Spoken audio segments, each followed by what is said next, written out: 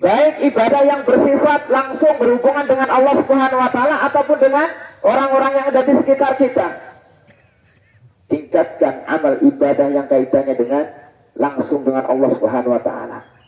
Baik bacaan Quran kita, baik zikir kita, baik puasa kita, baik sholat-sholat sunnah yang kita tegakkan di tengah kesendirian malam ketika banyak orang tertidur lelapnya.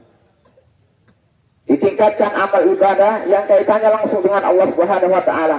Hablum minallah, hubungannya langsung dengan Allah. Membangun ibadah, memperbaiki ibadah, meningkatkan ibadah yang kaitannya dengan Allah Subhanahu wa taala. Dan ternyata Islam tidak hanya memerintahkan untuk itu, ma'asyiral mukminin. Allah Subhanahu wa taala juga memerintahkan kepada kita untuk memperbaiki ibadah kita yang kaitannya dengan orang-orang yang ada di sekitar kita. Bukankah Rasulullah sallallahu alaihi wasallam katakan wa khaliqin nasa bi khuluqin hasan? Bukankah baginda Nabi Muhammad sallallahu alaihi wasallam juga memerintahkan kepada kita agar kita ini bergaul dengan manusia dengan cara pergaulan yang baik? Dan ini Islam mengajarkannya. Islam mengajarkan kepada kita untuk bergaul dengan orang-orang yang ada di sekitar kita dengan cara yang baik. Jangankan dengan manusia, dengan binatang saja mohon maaf. Rasulullah sallallahu alaihi wasallam mengatakan faida qataltum fa'asidul qatilata. Faida dabahtum fa'asidul dibahata. Apabila engkau ini menyembelih binatang sembelihan, maka sembelihlah dengan cara yang baik. Perlakukan dengan baik, karena binatang juga mempunyai rasa. Kita diperintahkan untuk berbuat baik kepadanya, meskipun pada akhirnya kita menyembelihnya. Kepada binatang saja kita diperintahkan untuk berbuat baik, apalagi kepada orang-orang yang ada di sekitar kita, kepada orang-orang yang senantiasa berinteraksi dengan kita, bersama dengan kita. Apalagi kita ini makhluk sosial, yang satu dengan yang lainnya membutuhkan satu dengan yang lainnya pula. Maka ma'asyiral mukminin rahimani wa rahimakumullah, ibadah yang kaitannya dengan manusia yang ada di sekitar kita perlu kita tingkatkan. Siapa yang lebih berhak mendapatkan kebaikan pada diri kita dari diri kita ini ma'asyiral mukminin?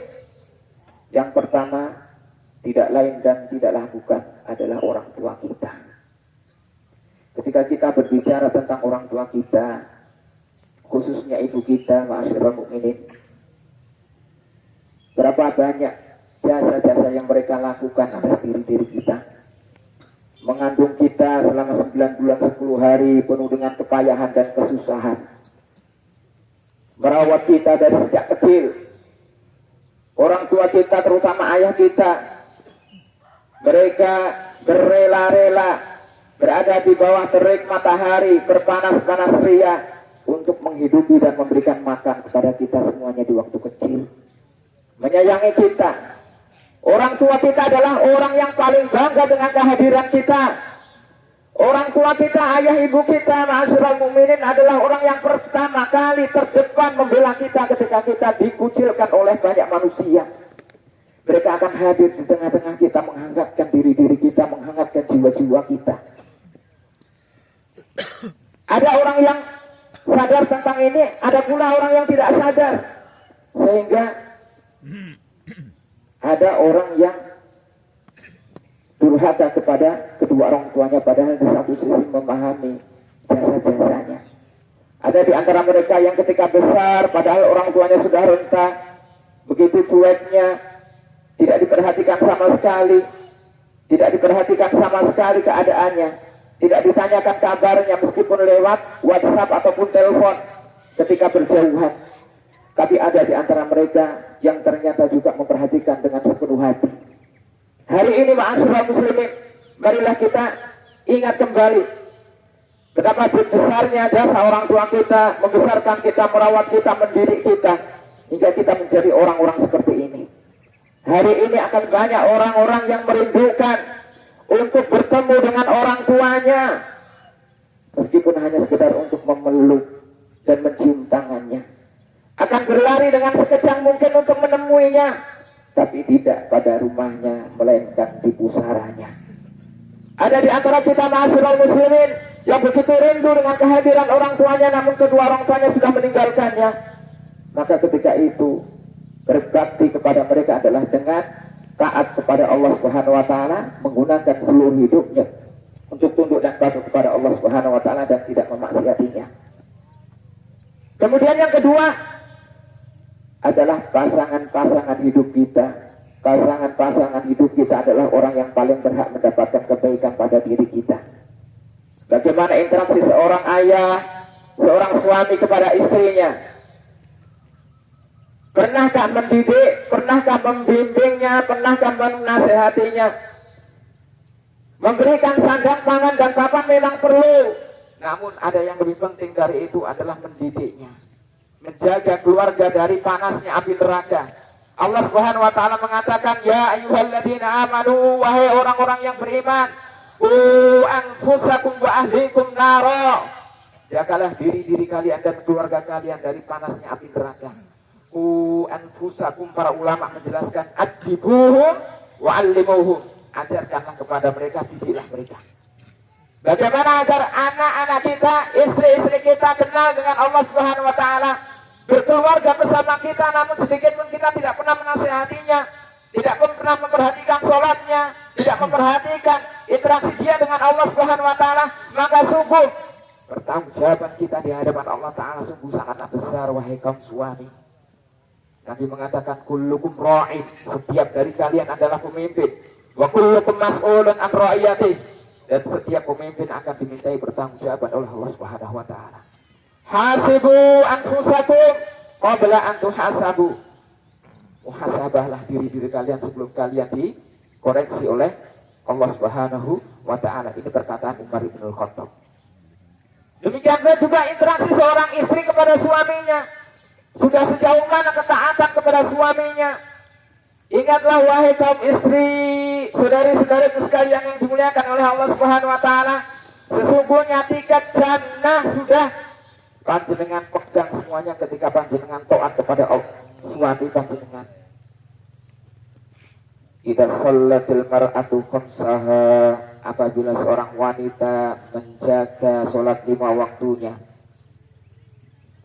Wa shamat syahraha, dan berpuasa di bulan Ramadan. Wa hafidat farjaha, dan menjaga kehormatannya, menjaga kemaluannya. Wa ata'at zaujaha, dan mentaati suaminya, maka kelak akan dikatakan kepada wanita ini, masuklah ke dalam surga dari mana saja yang kamu kehendaki. Masuklah ke dalam surga dari mana saja, dari pintu saja yang kalian sukai. Kuncinya satu, taat kepada suami, menjaga sholat 5 waktu, berpuasa di bulan Ramadan. Ini tiket bagi kaum wanita yang menghendaki yang namanya surga. Ketika para wanita sudah memegang tiket ini, maka sungguh ma'asyiral mukminin, keberuntunganlah yang akan didapatkannya. Maka perlu kita koreksi sejauh mana ketaatan para istri kepada suaminya sampai detik ini. Kalau hari ini masih ada kekurangan, maka masih ada kesempatan untuk memperbaikinya, masih ada kesempatan untuk meminta maaf kepadanya, memohon ridhonya. Karena ketika seorang istri sampai wafat dan suaminya pun ridho, tidak ada kebencian di dalam hatinya sama sekali, maka insya Allah wanita tersebut dakhalatul jannah, masuk dalam surganya Allah Subhanahu wa ta'ala. Setelah itu siapa? Tentunya anak-anak kita. Anak-anak kita adalah orang yang paling berhak untuk mendapatkan perlakuan baik dari kedua orang tuanya dengan pendidikan yang baik. Lihatlah bagaimana Luqmanul Hakim mendidik putra-putrinya. Lihatlah bagaimana para sahabat dahulu mendidik anak-anaknya, terutama kaum wanita. Pepatah Arab mengatakan, al-ummu madrasatun idza a'dadtaha sya'ban tayyibal a'raqi. Wanita itu adalah, ibu adalah madrasah pertama kali bagi anak-anaknya. Maka ketika engkau mempersiapkannya sedari dini, maka pada hakikatnya engkau telah mempersiapkan bibit-bibit generasi yang unggul untuk masa datang. Kenalkan anak-anak kita kepada Quran, anak-anak kita kepada hadis. Kenalkan mereka kepada cinta kepada kaum muslimin dan para ulama. Jangan sampai kita mengaku diri sebagai seorang muslim, namun tidak ada loyalitas sama sekali kepada Al-Quran, kepada sunnah, kepada para ulama, salaful ummah sama sekali. Maka sungguh ketika kita meninggalkan perkara-perkara ini, maka betapa beratnya pertanggungjawaban kita di hadapan Allah Subhanahu wa taala. Kemudian berikutnya adalah tetangga-tetangga yang ada di sekitar kita. Ada salah seorang sahabat menghadap kepada Nabi, "Ya Rasul, ada seorang wanita yang dia itu sholat sunnahnya bagus, puasanya bagus, kemudian banyak berbuat kebaikan, banyak bersedekah, tu'dhi jironaha bilisaniha, akan tetapi dia suka menyakiti tetangganya dengan lisannya." Banyak menyakiti tetangganya dengan lisannya. Bagaimana dengan orang tersebut, wahai Rasul? Kata Nabi, tidak ada baiknya sama sekali. Bahkan dia masuk dalam kategori ahlun nar. Ini karena memang besar haknya tetangga. Tetangga yang ada di sekitar kita punya hak atas kebaikan-kebaikan pada diri kita, ma'asyiral mukminin. Tapi sebaliknya ada seorang wanita yang sholat 5 waktu saja, kemudian di satu sisi bersedekah pun tidak banyak, tapi di satu sisi selalu menjaga lisannya ketika berinteraksi dengan tetangganya. Menjaga betul bagaimana muamalah dengan tetangganya.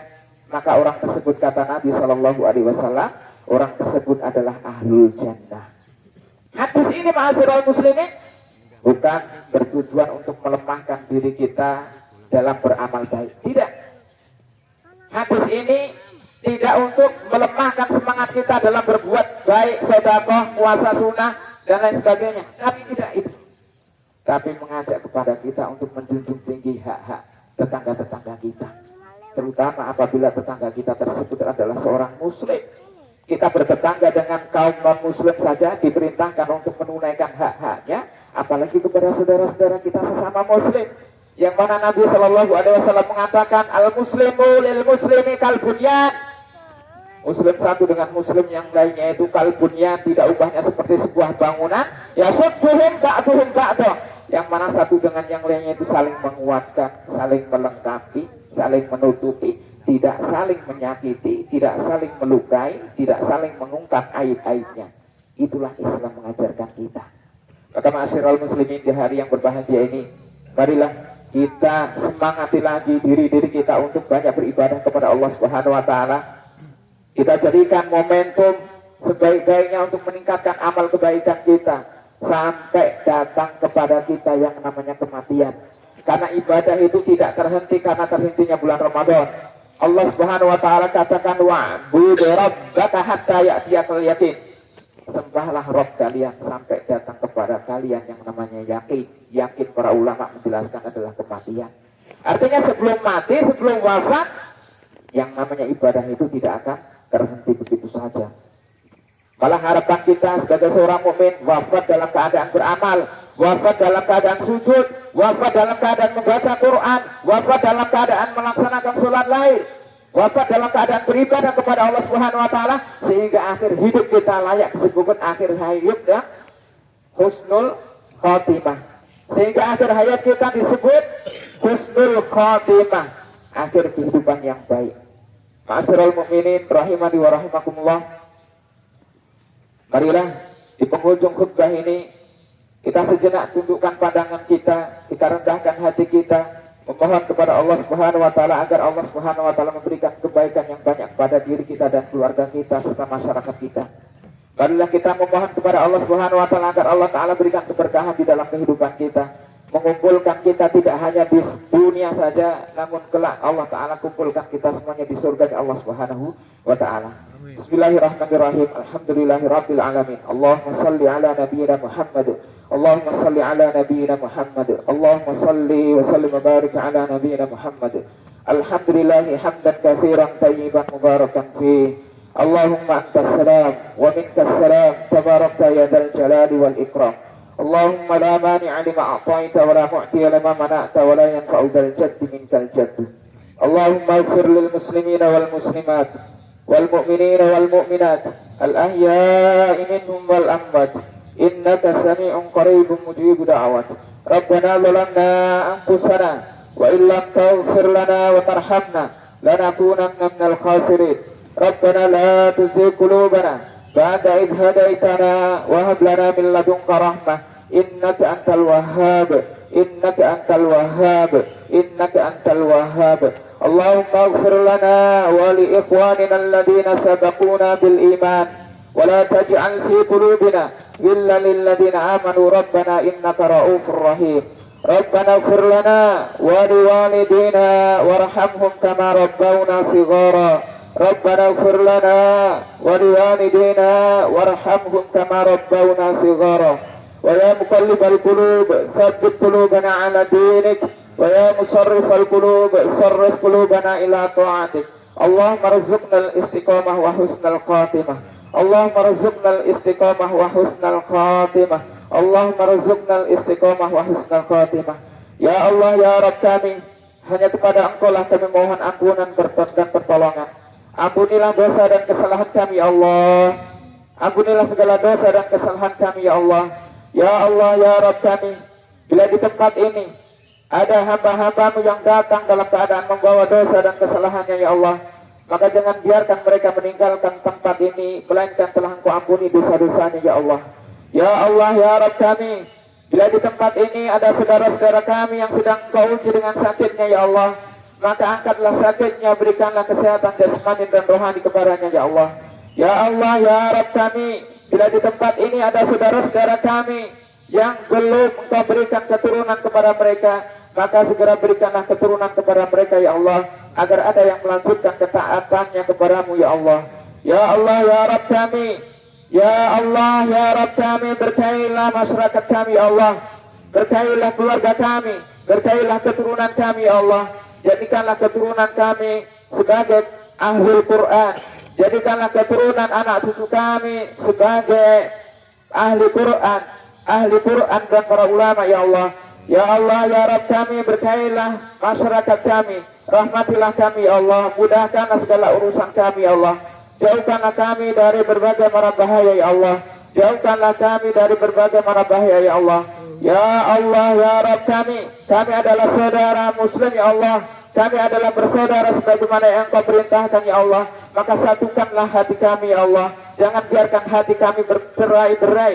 Jangan biarkan hati kami berpecah belah. Satukanlah hati kami di dalam keimanan kepadamu ya Allah. Ya Allah, kabulkanlah permohonan kami ya Allah. Allahumma arina ajaiba qudratika an tujiba kulla da'awatina. Allahumma arina ajaiba qudratika an tujiba kulla da'awatina. Allahumma taqabbal minna innaka antas sami'ul alim wa tub alaina innaka antat tawwabur rahim. Rabbana atina fid dunya hasanah wa fil akhirati hasanah wa qina adzaban nar wa qina adzaban nar.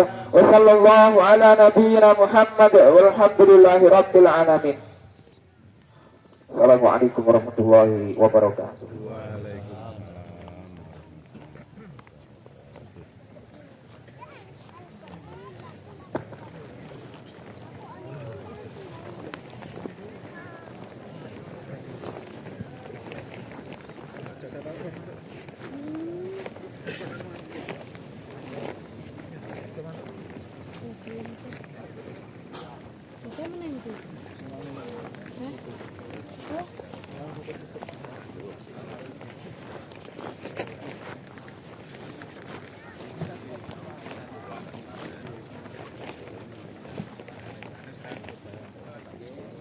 Yeah.